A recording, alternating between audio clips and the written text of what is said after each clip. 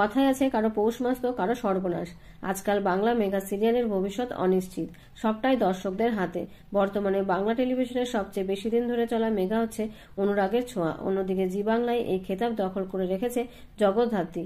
চলতি সপ্তাহে এমন ঘটনা ঘটলো যা আগে কবে ঘটেছে তা ভাবতে গেলেও বেগ পেতে হবে। এই সপ্তাহে এক ঝটকায় 3টি মেগা সিরিয়াল বন্ধ করলো জি বাংলা। শুরু হয়েছিল কার কাছে কই মনের কথা দিয়ে, এরপর আলোর কোলে এবং সবশেষে অষ্টমী। আলোর কোলের প্রযোজনা সংস্থা NIDS ক্রিয়েশন, যার সঙ্গে জড়িয়ে রয়েছে প্রসেনজিৎ চট্টোপাধ্যায়ের নাম, তবুও দর্শক মনে দাগ কাটতে পারেনি এই মেগা।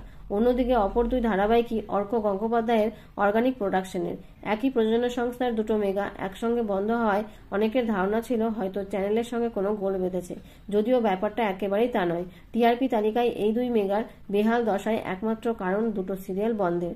শুরুতে কার কাছে কই মনের কথা সাড়া ফেললেও পরবর্তীতে গ্রহণযোগ্যতা হারায়। অন্যদিকে প্রথম দিন থেকেই অষ্টমী ডাহা ফেল। তাই তো প্রথম প্রোমো ট্র্যাক শুরুর আগেই শনিবার এই মেগার শেষ দিনে শুটিং হয়ে গেল।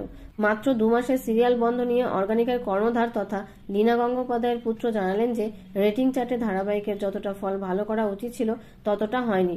সম্ভবত দর্শক মনে তেমনভাবে সাড়া জাগাতে পারেনি। এই সিরিয়ালে কৌশিক চক্রবর্তীকে একই সঙ্গে নারী ও পুরুষ অবতারে দেখানো হয়েছে। প্রচলিত কুসংস্কারের বিরুদ্ধে অষ্টমীর রুখে দাঁড়ানো সেভাবে মনে ধরেনি কারণ। অষ্টমী 2 মাসেই বন্ধ হওয়ায় মন খারাপ গোটা ইউনিটের। তবে বাড়তি চাপ নিতে নারাজ প্রযোজক, বরং এখন তার গোটা মনোযোগ পূবের ময়নাকে ঘিরে। গৌরব ঐশানীর নতুন মেগার প্রযোজক অর্ক গঙ্গোপাধ্যায়। পূর্ব ও পশ্চিমবঙ্গের সংস্কৃতির মেলবন্ধন উঠে আসবে এই ধারাবাহিকে। এর পাশাপাশি জি বাংলায় খুব শীঘ্রই আসবে ক্রেজি আইডিয়াসের নতুন মেগা। আরেকটি ফাঁকা স্লটের নতুন কোন চমক থাকছে তা এখনো পর্যন্ত জানা যায়নি।